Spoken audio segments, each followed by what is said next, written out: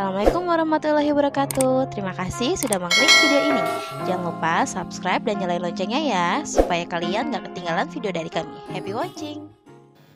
Assalamualaikum warahmatullahi wabarakatuh. Ketemu lagi dengan Pak Cai. Pada video kali ini saya akan coba membahas tentang materi biosfer. Dalam materi ini akan dibahas tentang fauna, flora, bioma dan pemanfaatannya. Tentu saja di sini persebaran fauna dunia dan Indonesia.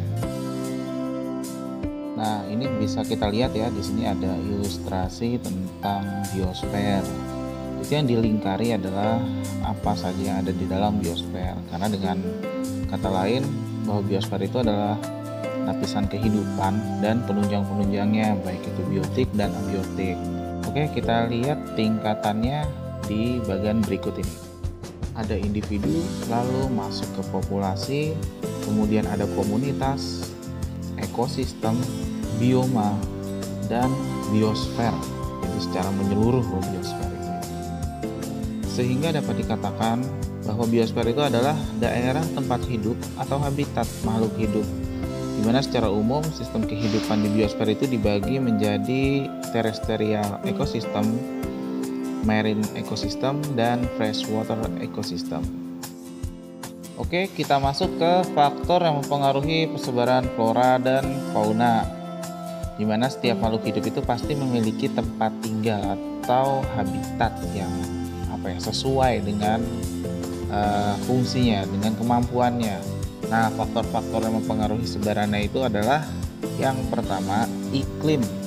Oke, di dalam iklim ini ada unsur-unsurnya lagi nih yang sangat mempengaruhi persebaran flora dan fauna, yaitu suhu dan kelembapan, di mana suhu dan kelembapan itu sangat berpengaruh terhadap proses perkembangan fisik flora dan fauna. Jadi ada perubahan ataukah bisa beradaptasi atau tidak.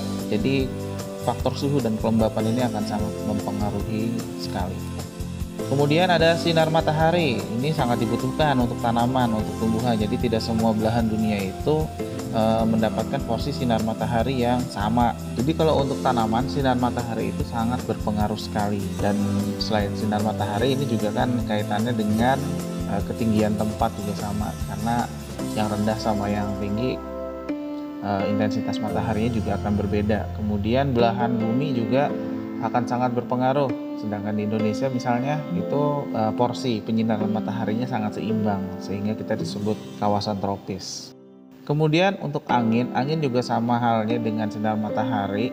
Ini sangat berperan dalam proses penyerbukan atau bahkan menerbangkan beberapa biji-bijian sehingga berpengaruh langsung terhadap persebaran floranya. Jadi misalkan ada biji-biji dari pohon yang jatuh itu terbawa angin, itu akan tumbuh di tempat lainnya. Begitu dan seterusnya, sehingga banyak keanekaragaman flora di dunia.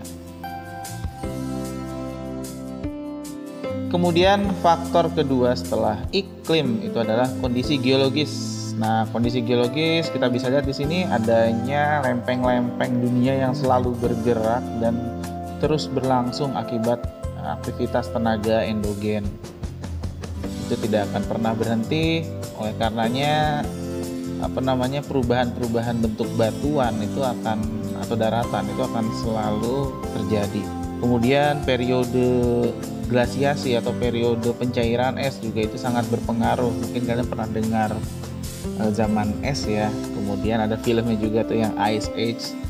Nah, dan periode interglasial, periode kering yang panjang. Jadi ada dua periode yang sangat berlawanan di sini. Kemudian untuk faktor yang ketiga, ini masih ada kaitannya sebenarnya dengan kondisi geologis, tapi di sini akan dipisahkan, yaitu relief atau morfologinya, tinggi rendahnya permukaan bumi. Di sini pembagian iklim berdasarkan pada ketinggian tempat itu ditandai dengan jenis vegetasinya yang berbeda-beda. Kalian bisa coba cek iklim Junghun nanti.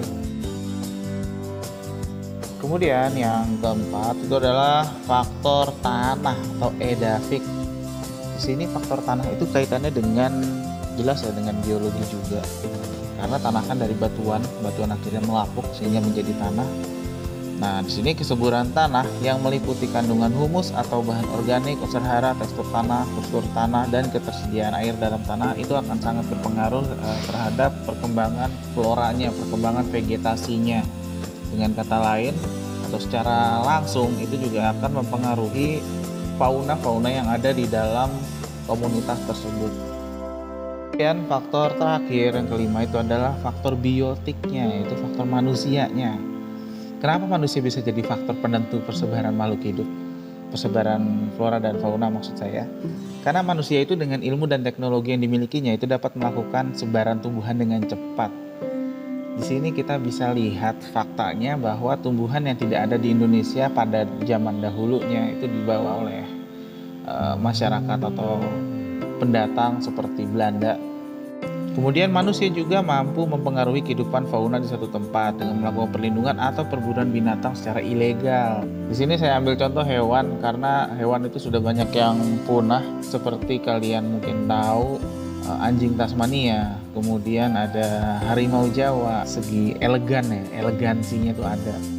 Itu elang Jawa, kemudian ada macan Sumatera. Jadi di sini jelas faktor manusia itu sangat berpengaruh terhadap dinamika perkembangan atau kuantitas flora dan fauna.